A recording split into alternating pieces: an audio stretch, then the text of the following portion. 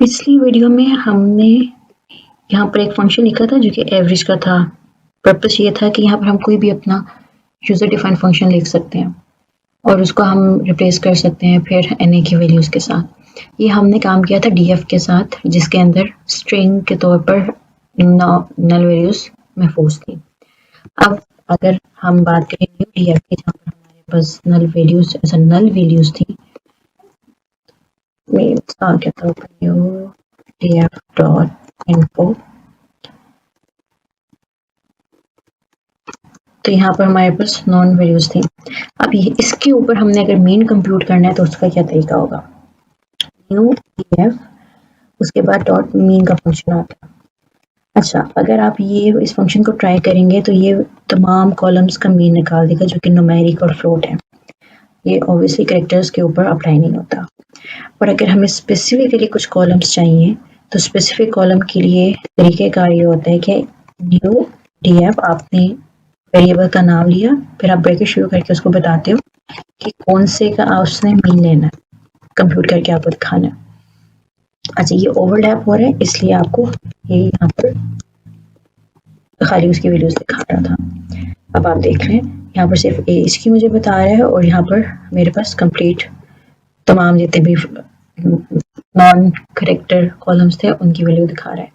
अगर हमें 2 कॉलम्स चाहिए या 3 कॉलम्स का डेटा कंप्यूट करना है तो उसके लिए हमें इसको डबल स्क्वायर ब्रैकेट के अंदर रखना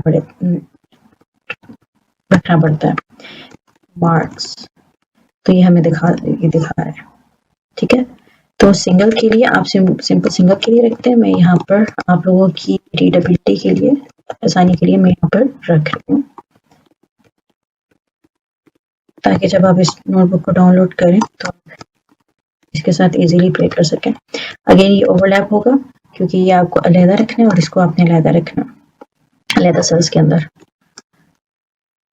बस अब यहाँ पर आएगा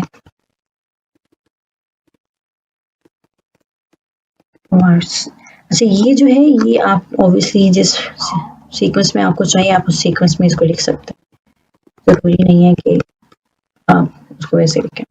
तो जिस ऑर्डर में आपने लिखा उसको उसी ऑर्डर में आपको ये डेटा रिट्रीव हो जाएगा। अच्छा, इसके बाद इसमें एक और चीज़ है एक्सेस इस फंक्शन के अंदर।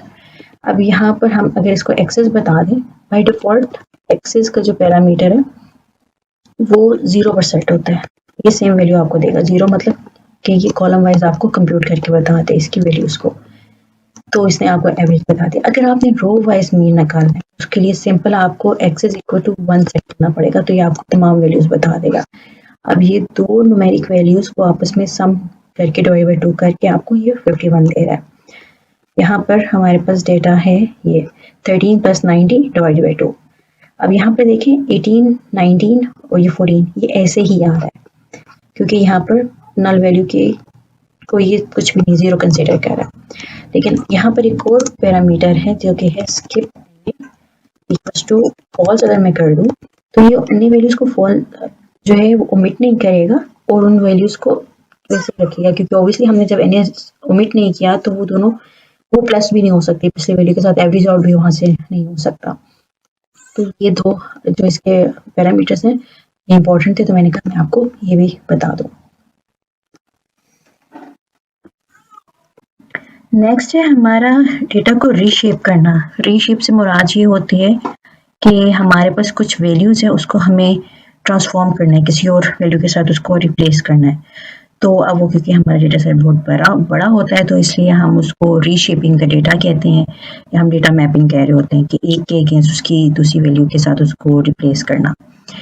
तो यहाँ पर सबसे पहले मैं यहाँ पर टाइटल दे देती हूँ। इसी के अंदर का एक सेक्शन है क्लीनिंग के पोर्शन के अंदर, रीशेपिंग डेटा। अच्छा, इसमें अब चूंकि हमारे पास जेंडर का कॉलम मौजूद है उसको हम रीशेप कर रहे हैं। हमारा मेल है और फीमेल 2 सिर्फ वैल्यूज हैं उसमें, हम उसको 0 और 1 से रिप्रेजेंट करवा सकते हैं। अगर आपकी कोई और वैल्यू है उसमें अदर है तो वो 2 चला जाएगा, क्योंकि जो मॉडल बिल्डिंग होती है ज़्यादातर उसमें जो वैल्यूज आ रही होती है वो नॉन फैक्टोरियल होती है। वो ज़्यादा न्यूमेरिक वैल्यूज़ के ऊपर वो देख रहा होता है कि कहाँ पर कोरिलेशंस हैं, कहाँ पर डिफरेंसेस एग्जिस्ट कर रहे होते हैं मॉडल्स के अंदर, तो इसलिए ये न्यूमेरिक कन्वर्जन रिक्वायर्ड होती है। तो अब हम करते ये हैं कि हम डीएफ जेंडर के ऊपर हमने फंक्शन लगाना है मैप का।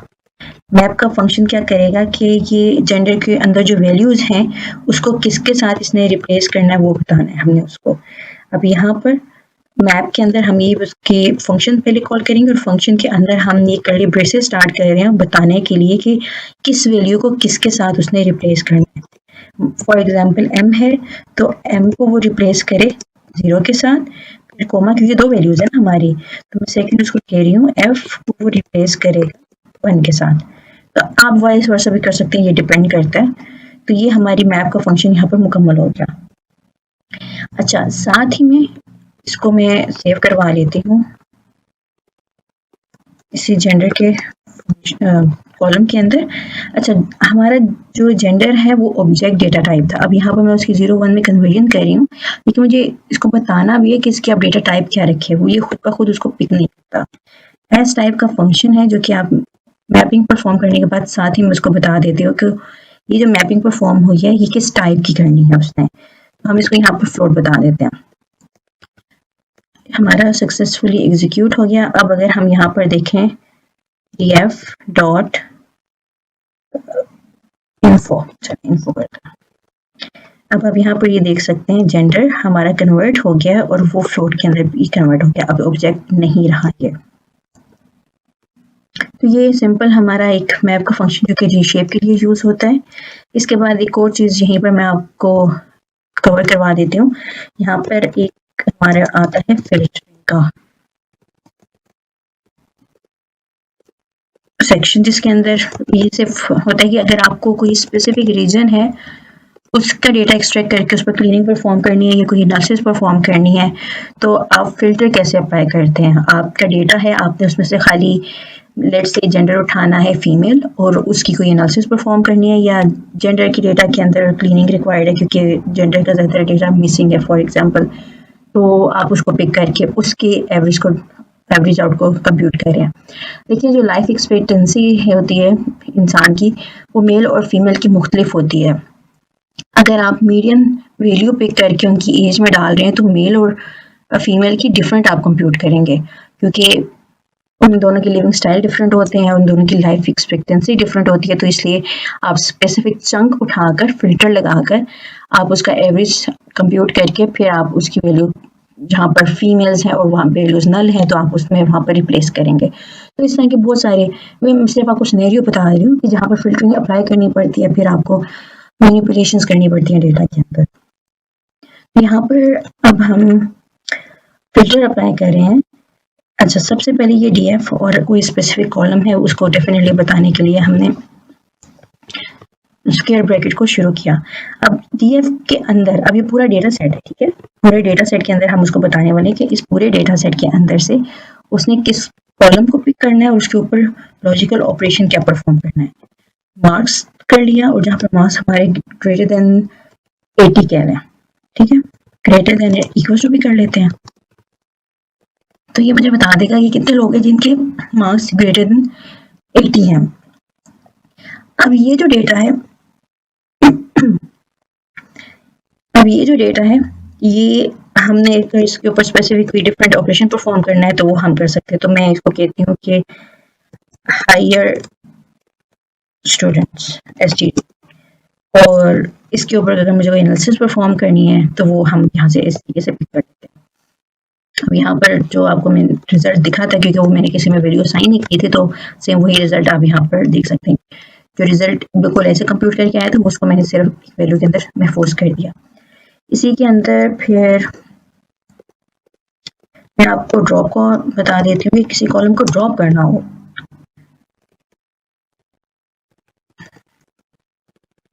Dropping column. अच्छा, कॉलम को ड्रॉप करना भी बहुत ईजी है, सिंपल एक फंक्शन है। आप चाहे इसको डिलीट कह लें, डिलीट, या हम यहाँ पर ज़्यादा ड्रॉप के कॉलम के कॉन्सेप्ट को यूज करते हैं। तो उसका तरीक़ेकार सिंपल, जो भी आपने डेटा फ्रेम यूज कर रहे हैं उसके साथ आपने ड्रॉप के फंक्शन को अप्लाई करना है। आप सबसे पहले फंक्शन लिख लें, उसके बाद फिर उसके पैरामीटर के साथ प्ले करें, ताकि जब आप लॉन्ग फंक्शंस लिख रहे हो तो कहीं पर फंक्शन कॉल करने में और उसके अंदर पैरामीटर सेट करने में कहीं कोई टाइपो ना आ जाए। df डॉट ड्रॉप, इसके अंदर अब हमने कोई एक वैल्यू को ड्रॉप करना है तो हम कॉलम को, तो उसका हम यहाँ पर नाम मेंशन करेंगे। लेट्स से कि मैंने यहाँ से जेंडर ड्रॉप करना है, ठीक है। अच्छा, ड्रॉप के अंदर इसमें एक्सेस बताना जरूरी है। अब अगर इसको एग्जीक्यूट करूं तो ये देखिए इसने एरर दे दिया, ये कह रहा है gender not found in excess. अब एक्सेस कौन सा, इसको ड्रॉप के अंदर वो बताना जरूरी होता है। एक्सेस इक्वल्स टू, यहाँ पर हम 1 देंगे। 1 इसलिए क्योंकि अगर आपको पीछे याद हो तो मैंने आपको बताया था 0 कॉलम को रिप्रेजेंट करता है, 1 रो वाइज उसकी कंप्यूटेशन करता है। ये क्या करेगा, जेंडर के अंदर जितने भी रोज हैं ये उनको ड्रॉप करेगा रो वाइज। तो जब तमाम डेटा रिमूव हो जाएगा देन इवेंचुअली जेंडर में कुछ रहेगा नहीं तो उसने ड्रॉप हो जाना है। तो इसलिए ये हमेशा यहाँ से कंप्यूट होता है। एक्सेस के हमें 1 रखना पड़ता है, ये रो वाइज ऑपरेशन परफॉर्म करके उसको डिलीट करता है। अब मैं इसको कहती हूँ न्यू DRP, ठीक है, न्यू DRP, क्योंकि हमने डेटा फ्रेम ड्रॉप किया तो मैंने खाली उसका नाम दे दिया जस्ट टू सी कि हमारा कॉलम ड्रॉप हुआ है कि। अब देख लीजिए आप, इसमें जेंडर नहीं है। मैं दोबारा एक दफ़ा वाजे कर दूं कि जब हम ड्रॉप के फंक्शन को यूज़ कर रहे हैं तो हम उसको कॉलम्स तो बता रहे हैं कि कौन से कॉलम को उसने ड्रॉप करना है, हमें उसके अंदर उसका एक्सेस बताना भी ज़रूरी है। एक्सेस उसके उस रो वाइज तमाम रिकॉर्ड्स को रिमूव करेगा, तो इवेंचुअली जाकर जेंडर के उसने रिमूव किया ना, तो जेंडर के अंदर अब डेटा नहीं है तो वो फिर हमें कॉलम नेम नहीं दिखाएगा, हम उसको ड्रॉप कर रहे हैं, हम उसको एनी वैल्यूज नहीं दे रहे। तो इसलिए यहाँ से हमारा जेंडर का कॉलम ड्रॉप हो गया। और अगर हमें 2 कॉलम यहाँ से रिमूव करने हैं, जेंडर और एज, तो अब यहीं पर इसको दे देंगे और आप देख सकते हैं कि ये दोनों यहाँ पर ड्रॉप हो गए हैं। तो ये थी हमारी सिंपल एग्जांपल डेटा रेंगलिंग के तमाम स्टेप्स की, लेकिन ये यकीन करें बिल्कुल तमाम ही स्टेप्स नहीं है, ये आप डिपेंड करते हैं आपके डेटा सेट के ऊपर। जो डेटा सेट है उसके ऊपर कितनी टेक्निक्स अप्लाई होती हैं उसको एक प्रॉपर फॉर्म के अंदर लेकर आने में। तो आपका फाइनल जो डेटा सेट प्रिपेयर होता है वो बिल्कुल ऐसा नीट एंड क्लीन प्रिपेयर होता है, इट्स टाइडी और इसकी क्वालिटी भी अच्छी है। तमाम डेटा जो है वो हमारा न्यूमेरिक फॉर्म में, कहीं पर नल वैल्यूज नहीं है, कहीं ग्लिचेस नहीं है, एवरीथिंग लुक्स गुड। तो ये मिनिमम स्टेप्स होते हैं जो हम परफॉर्म कर रहे होते हैं। आप कोई और डेटा सेट अगर आपको मिलता है जिसमें आपको मल्टीपल यहाँ पर नाम मिल जाते हैं, नेम जो है वो फुल नेम है और आपने उसको फर्स्ट और लास्ट नेम में कन्वर्ट करना है, अगर डेट का कॉलम मिल जाता है तो थोड़ी सी फीचर इंजीनियरिंग परफॉर्म करनी पड़ती है, तो वो सारे स्टेप्स आपको परफॉर्म करने पड़ते हैं और फिर उसके ऊपर क्लीनिंग वगैरह के स्टेप्स आ जाते हैं। तो उम्मीद है कि ये अगर आपने सिंपल एग्जाम्पल यहाँ तक अभी कवर कर ली है तो आप जान पाए होंगे कि डेटा कलेक्शन और डेटा रेंगलिंग आसान है और बिल्कुल ऐसे ही आप इसको सीखते सीखते बहुत आसानी के साथ एक्सप्लोरेटरी डेटा एनालिसिस भी सीख लेंगे और फिर डेटा विजुअलाइजेशन भी, क्योंकि डेटा विजुअलाइजेशन और डेटा एनालिसिस ये वो स्टेप है जहाँ पर आप you are ready to do some freelancing. आप कोई भी प्रोजेक्ट उठाकर आप इस पर काम शुरू कर सकते हैं। उसके बाद फिर आगे मशीन लर्निंग आती है, मशीन लर्निंग इंजीनियर्स की पोजीशंस आ जाती हैं जिसके ऊपर फिर आप काम कर सकते हैं। फिर डेटा साइंटिस्ट के लिए होल इंफ्रास्ट्रक्चर का समझना, बिजनेस को समझना ज़रूरी है। तो एटलीस्ट वहाँ तक पहुँचने से पहले यू विल इंशाल्लाह रीच टू अ पॉइंट जहाँ पर डेटा रेंगलिंग के बाद आप डेटा की क्लीनिंग, क्वालिटी असेसमेंट ये सब कर सकते हैं। उसके बाद फिर इंशाल्लाह जब हमारी नई प्लेलिस्ट अगली आएगी एक्सप्लोरेटरी डेटा एनालिसिस की, तो होपफुली वो भी आपके लिए इतनी आसान होगी और आप इजीली इन तमाम चीज़ों को समझ पाएंगे। साथ ही में मैं अभी ये नोटबुक अपलोड कर रही हूँ गिटहब के ऊपर, ये आपको अवेलेबल है, तो आप इजीली इसको रीयूज़ कर सकते हैं डाउनलोड करके। आप इसके अंदर और डिफरेंट फंक्शंस अप्लाई करके देख लें। अब आगे हमारा इंशाल्लाह पांडास की लाइब्रेरी हम उसको स्टडी करेंगे, तो वहाँ पर मैं आपको कुछ फंक्शंस उसके सिखाऊंगी, लेकिन फिर आगे मैं आपसे उनकी शेयर कर दूँगी जो आप इजीली अप्लाई कर सकते हैं और आप अपनी सेल्फ लर्निंग कंटिन्यू करेंगे इंशाल्लाह।